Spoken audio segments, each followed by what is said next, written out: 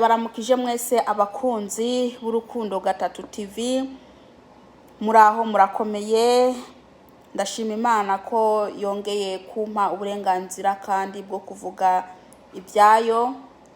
Nukuri ndashima Imana cyane. Haleluya. Uyu munsi ndabazaniye ijambo ry'Imana.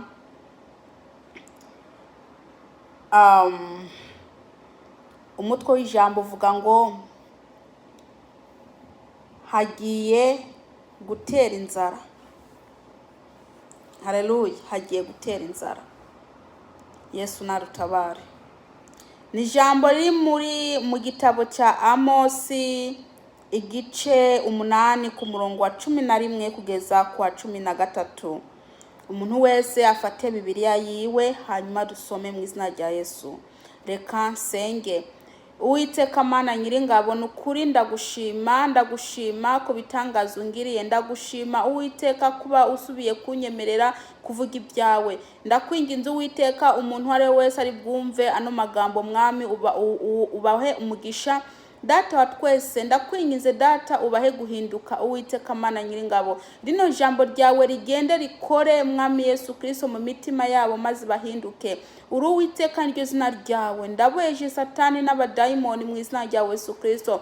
Ndirukanye imyuka yose mibi mu izina rya Yesu Kristo. Ndakwinginze Uwiteka Mana Nyiringabo, undungikire abamarayika bawe maze bankikuze. Ndabisabye Imana mu izina rya Yesu Kristo. Amen. Reka dusome ijambo ry'Imana. Reka nsome mu izina rya Yesu.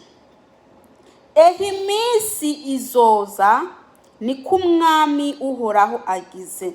Nzoteza inzara mu gihugu, ntizoba ari inzara y'ibyo kurya cyangwa inyota y'amazi, ariko izoba ari iyo kumva amajambo yanjye.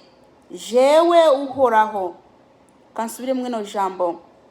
Iminsi izoza ni ko Umwami Uhoraho agize. Nzoteza inzara mu gihugu, ntizoba ari inzara y'ibyo kurya cyangwa inyota y'amazi, ariko izoba ari iyo kumva amajambo yanjye. Jewe Uhoraho. Kandi bazonyavuta bakubitse ku kiyaga baje ku kindi, bazojarajara bakubitse n'iburaruko baje n'iburasirazuba, kugira ngo barondere ijambo ry'Uhoraho, yamara ntibazoribona. Reka nsubiremo ku murongo. Kandi bazonyavuta bakubitse ku kiyaga baje ku kindi, bazojarajara bakubitse n'iburaruko baje n'iburasirazuba, kugira ngo barondere ijambo ry'Uhoraho, yamara ntibazoribona. Kuko uwo munsi inkumi nziza bo n'abasore bazorabikwa n'inyota. Reka nsubiremo kandi. Kuko uwo munsi inkumi nziza bo n'abasore bazorabikwa n'inyota. Amena.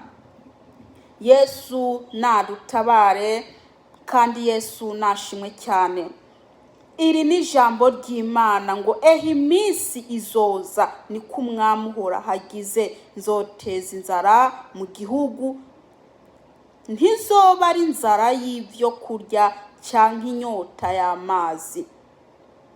Ngo Uwiteka agiye guteza inzara. Imana igiye kuzateza inzara. Iyo nzara ntago ari y'ibyo kurya cyangwa se inyota y'amazi. Ni inzara y'ijambo ry'Imana. Ni inzara yo kumva ijambo ry'Imana. Haleluya.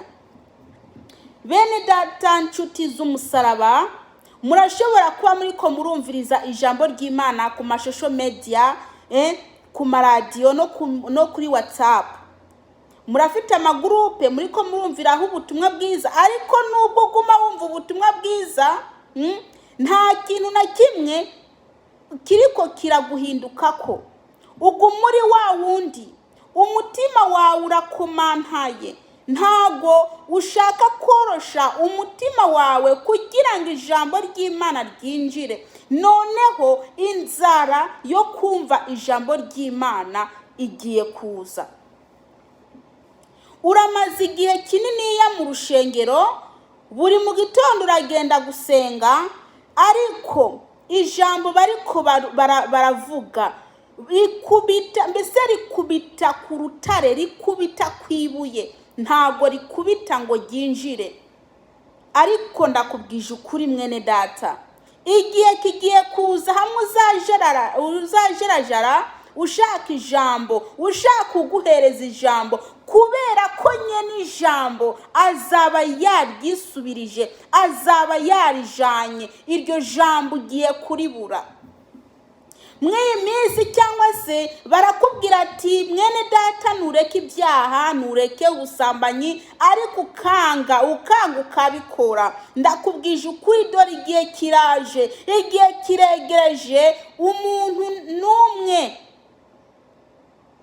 nta muntu n'umwe azongera kumva ijambo ry'Imana ryo kukubwira ngo ntugende kwihana. Ijambo ry'ubutumwa bwiza, ubutumwa bwiza Imana izaba yabwisubirije. Dore inzara iraje, irateye. Inzara ngiyo iraje mwene data, ngo inkumi nziza, ng'abakobwa beza n'abasore ngo bazarabikwa n'inzara, nako ngo bazarabikwa n'inyota, bazarabikwa n'inyota. Iyo nyota ni ijambo ry'Imana.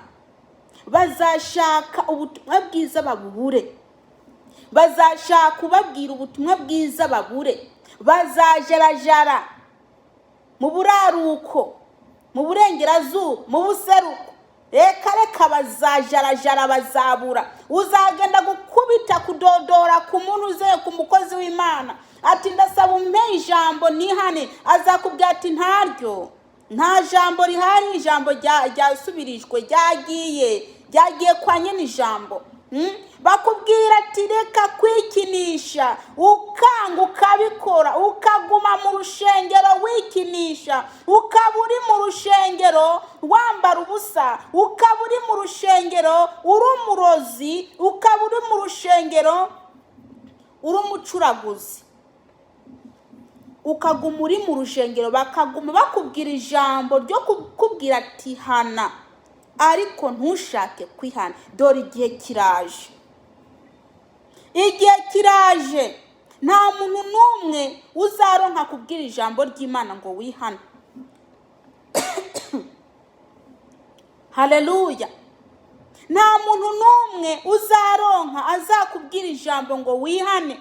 Hano ku murongo wa 12 havuga ngo kandi bazonyavuta bakubite ku kiyaga baje ku kindi.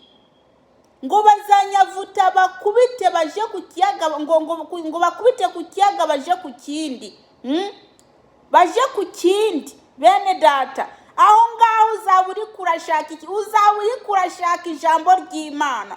Uzaba uri kuraja gushaka ijambo ry'Imana, uzaza ugenda ku bahanuzi usange nta jambo bakigira, ugende ku baririmbyi indirimbo zo kubwira wihane zibure. Reka ndakubwire bizabikomeye, ni muze mwihane. Ubu ngubu uracyafite umwanya wo kumva ijambo ry'Imana. Ubu ngubu ijambo iracyavugwa ngo wihane. Nuzuhindukire wihane ibyaha uri kurakora, wihane ubusinzi, urasinda buri munsi, ugenda ukumbebese wandika 8 mu muhanda kubera inzoga. Ni mwihane, dore igihe kiraje. Reka ndakubwire mwa basore mwe n'abakobwa, ntimurebe ngo nuko ngo mukiri batoya. Ndakubwije ukuri, hari ikuzimu nta myaka, hari ikuzimu nta myaka. uri umusore, uri umukobwa, hari ikuzimu nutihana harakurindiriye, harakureba, hariya harakurindiriye. Ijambo ry'Imana riko rirakubwira ko hagiye gutera inzara. Inzara ni inyota by'ijambo ry'Imana. Haleluya. Ariko wewe uravuga uti ngo ntago haragera, ngo reka manze niririra, hareka ndakubwire, uwo Satani arimwe arakubesha, ejo bundi azagira iki, azagukora mu jisho, ariko arakubesha, ejo bundi ari wazaguseka. Nukumbure rino jambo guma wumva, ahubwo nuhinduke kuko igihe cyawe cyo guhinduka ni iki ngiki. Inzara itaratera, inzara izatera, ku buryo abantu bajuragirika, ku buryo abantu bagenda gushaka umuntu abasengere ngo bihane. Wapi, nta jambo rizaba rigihari mwene data. Ico gihe kiraje. Nimukumbure muve mu byaha byanyu, nimukumbure mwihane kuko ubwami bwo mu ijuru bwegereje. Uwiteka Imana rimwe arashaka ko twihana. Erebe ikuzimu ni habi, Satani ararindiriye abaje ikuzimu kugira ngo abagire nabi. Ndakubwije ukuri mwene data, wewe ukiri mu isi uracyafite amahirwe. Nukumbure wumva ijambo ry'Imana wihane, ureke ubwo butinganyi urimo urakora, ureke ubwo bubeshi, ureke ubwo bujura mwene data. Ni wihane kuko ubwami bwo mu ijuru bwegereje. Mwihane, mureke kwambara ubusa, nimwihane, nimuze mwihane bene data. Dore Uwiteka Imana ashaka ko mwihana. Umwami Yesu aracavuga anyuze mu bantu bayo, ariko aravuga atuma umwuka wera kugira ngo akubwire, arakubwira, ariko ukagira ngo n'abakozi b'Imana ibyabo. Ariko ndakubwiza ukuri mwene data, Imana iguma ituma abakozi b'Imana kugira ngo bakubwire, ariko uracakora ibyaha, uri kurinangira umutima wawe umeze nk'ibuye. Ndakubwiza ukuri, dore igihe kiraje, ntabwo uzaronka ukubwira ijambo ry'Imana kugira ngo wihane. Ico gihe kiregereje, ico gihe ntabwo ari kera kiregereje, ico gihe ngicyo kiraje, kuko Uwiteka Imana ni wabyivugiye ngo iminsi zoza niko umwami uhora hagize, nzoteza inzara mu gihugu. Ico gihugu si kindi, ico gihugu ntabwo ari Amerika, ico gihugu ntabwo ari mu Burundi, ico gihugu ntabwo ari mu Rwanda cyangwa muri Australia. Ico gihugu ni igihugu cyo mu isi, nico Imana izatezamwo inzara n'inyota by'ijambo ry'Imana.